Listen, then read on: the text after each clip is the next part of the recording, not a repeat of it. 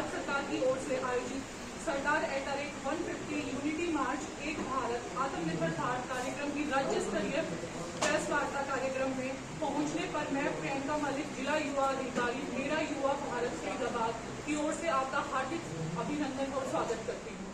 साथ ही यहाँ प्रेस से आए बंधुओं का भी हार्दिक स्वागत और अभिनंदन करती हूँ। भारत के लौह पुरुष सरदार वल्लभ भाई पटेल जी की 150वीं जयंती के उपलक्ष्य में आयोजित की जाने वाली एक भारत श्रेष्ठ भारत के अंतर्गत एक एवं अन्य कार्यक्रमों की जानकारी देने के लिए आज की यह प्रेस वार्ता आयोजित की गई है। इस प्रेस वार्ता को विधिवत रूप से संबोधित करने के लिए मैं माननीय मंत्री महोदय जी को सादर आमंत्रित करती हूँ। आज इस प्रेस वार्ता में हमारे साथ सभी सम्मानित पत्रकार साथीगण, हमारे यूथ डिपार्टमेंट के दोनों पदाधिकारीगण, साथियों, आज इस प्रेस वार्ता का उद्देश्य, आज हम एक ऐसे ऐतिहासिक अवसर का साक्षी बनने जा रहे हैं। सिर्फ ये मात्र एक प्रेस कॉन्फ्रेंस ही नहीं, बल्कि आने वाले महीनों में जो पद यात्रा होने वाली है सरदार वल्लभ भाई पटेल जी की 150वीं जयंती, हर क्षेत्र में यूनिटी मार्च की शुरुआत की जाएगी और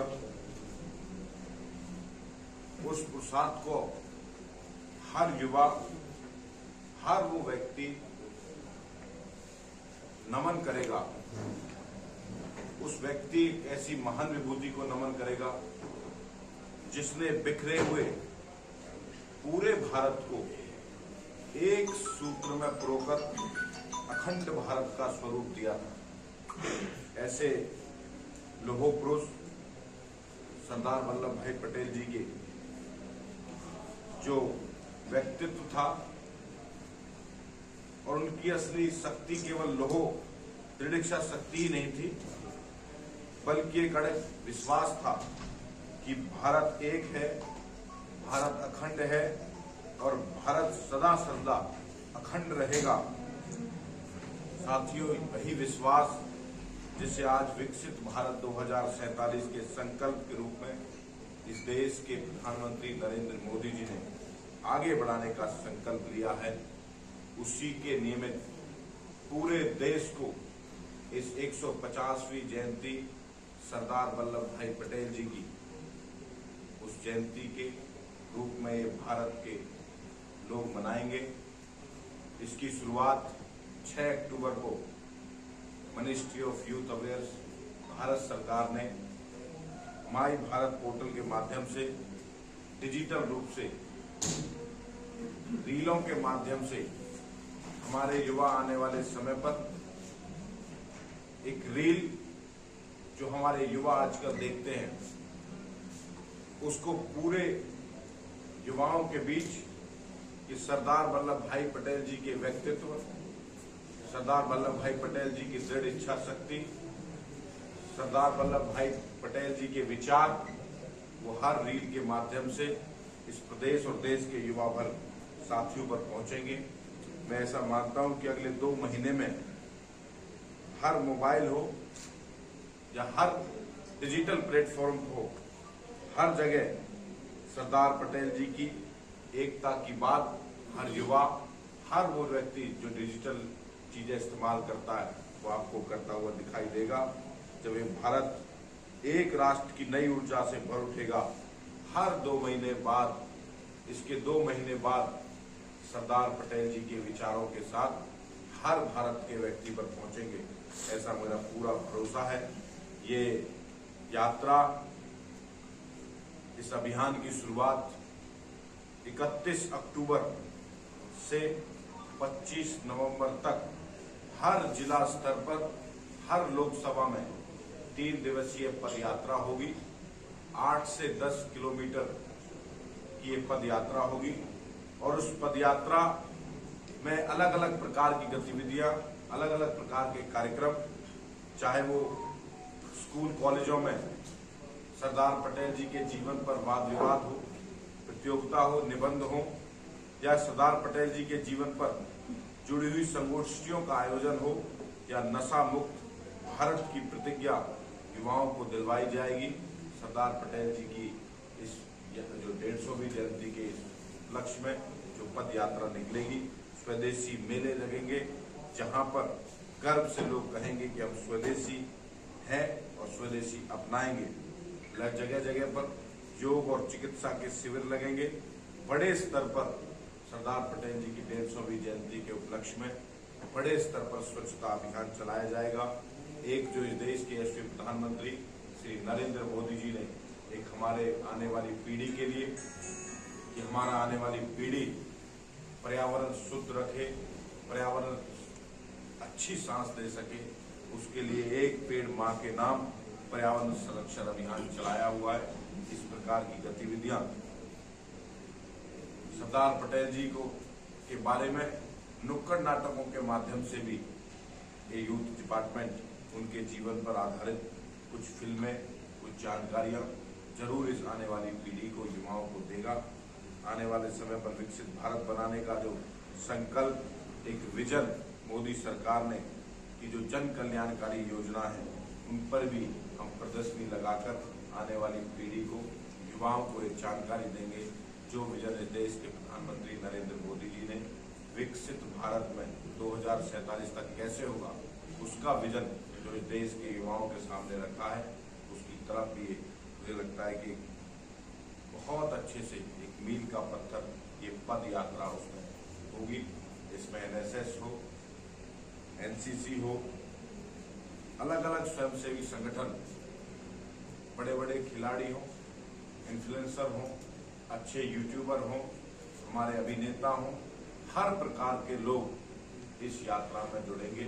ये यात्रा पूरे भारत को एक एकता का, अखंडता का संदेश देगी और हम सरदार पटेल जी के जो जीवन, किस प्रकार उन्होंने दृढ़ शक्ति से भारत को, सारी रियासतों को एक करने का काम किया, ये आने वाली पीढ़ी को, कुछ इतिहास ऐसे होते हैं जो पीढ़ी दर पीढ़ी पता होने चाहिए, उसकी जानकारी हम इस 150वीं जयंती सरदार पटेल जी के माध्यम से देखेंगे और आपको पूरा लघु भारत इस पद यात्रा में जरूर दिखाई देगा। मुझे पूरा भरोसा है आने वाले समय पर ये पद यात्रा एक ऐसा स्वरूप लेगी कि भारत इस पद यात्रा के माध्यम से पूरी उत्साह और ऊर्जा के साथ सरदार पटेल जी के जीवन को, उनके जिए हुए करे हुए कामों को, उनके बताए हुए पद चिन्हों पर चलता हुआ दिखाई देगा।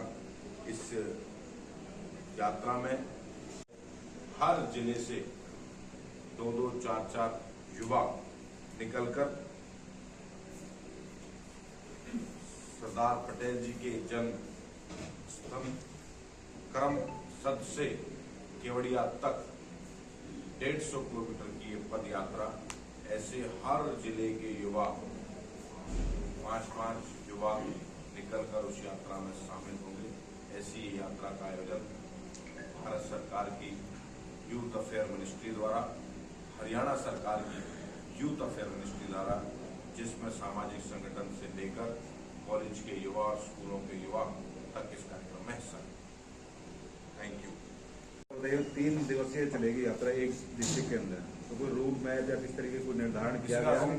कहाँ से हर जगह नोडल ऑफिसर्स, अधिकारी और स्वयंसेवी संगठन के लोगों को जोड़कर इसके रूट, इसकी व्यवस्था, कहाँ खाने की व्यवस्था रहेगी, किस प्रकार के कार्यक्रम वहाँ पे सारी व्यवस्था करेंगे। शुरुआत कहाँ से होगी, कहाँ तक जाएगी? हर जिला में 3 दिवसीय होगी। हर लोकसभा में 8 से 10 किलोमीटर की यात्रा होगी। हर दिन 3 किलोमीटर, ऐसे 4 किलोमीटर की यात्रा चलेगी। ये फरीदाबाद में शुरू कहाँ से होगी, ये पूछ रहे हैं? हमने पूरे हरियाणा में शुरुआत करानी है। फरीदाबाद से शुरू होगी, जगह कोई तय करेंगे अभी बैठकर। अभी तो सिर्फ इस बात की जानकारी प्रेस के माध्यम से हर युवा पर, हर स्वयंसेवी संगठन पर, आप लोगों के माध्यम से हर वर्ग पर ये बात पहुंच जाएगी। ऐसी यात्रा ऐसे व्यक्तित्व के 150वीं जयंती पर, जिसने पूरे भारत को अखंड बनाने का काम किया, उसकी याद में। मंत्री जी, फरीदाबाद में नारसिंह स्टेडियम की हालत बड़ी दयनीय है और वो अभी तक तैयार भी नहीं हुआ। पहले इसमें इंटरनेशनल खेल भी होते थे। अब चूंकि आप फरीदाबाद से ही हैं, पलवल फरीदाबाद एक ही जिला रहा है और फरीदाबाद के लोग तो आपको अपना ही मानते हैं, सब पलवल से ज़्यादा मानते हैं। इसलिए इसका कब तक ये हो जाएगा?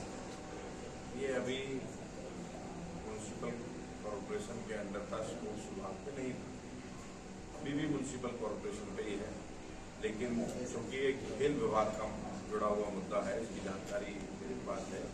अब इसके लिए पहले हमने 100 करोड़ रुपए इसके लिए आवंटन किए थे, तो वो लगे भी हैं। कैसे लगे हैं उसकी जानकारी आप सब पर है और आने वाले समय पर हम इसको अच्छा बनाने के लिए सरकार में बात हुई है, जल्दी इसके लिए और बजट आवंटन करके इसको बनाएंगे जाना। इसको साथ साथ इंटरनेशनल खेलों के लिए भी जो है ना मंजूरी दिलवाएं।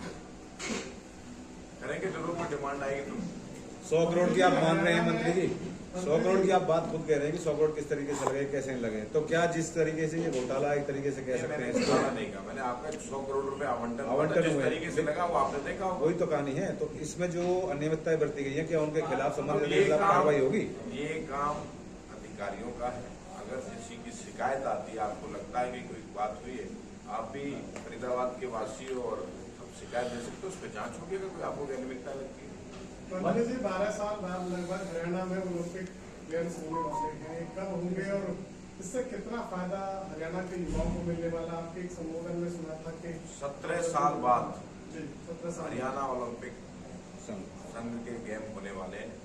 2 नवंबर से इसकी शुरुआत करेंगे और बहुत अच्छा ओलंपिक संघ के ये गेम्स जो 17 साल बाद हमारी सरकार करने जा रही है, इससे हर युवा को, हर खिलाड़ी को इसका फायदा मिलेगा। कुछ कोचिज की यहाँ पे जरूरत है। आज ही कोचिज भी ट्रांसफर हुए थे, कोचिज की आज ही डिमांड एक हमारे राजेश नागर जी मंत्री जी ने भेजी है, बस पिछले कुछ दिन में हमको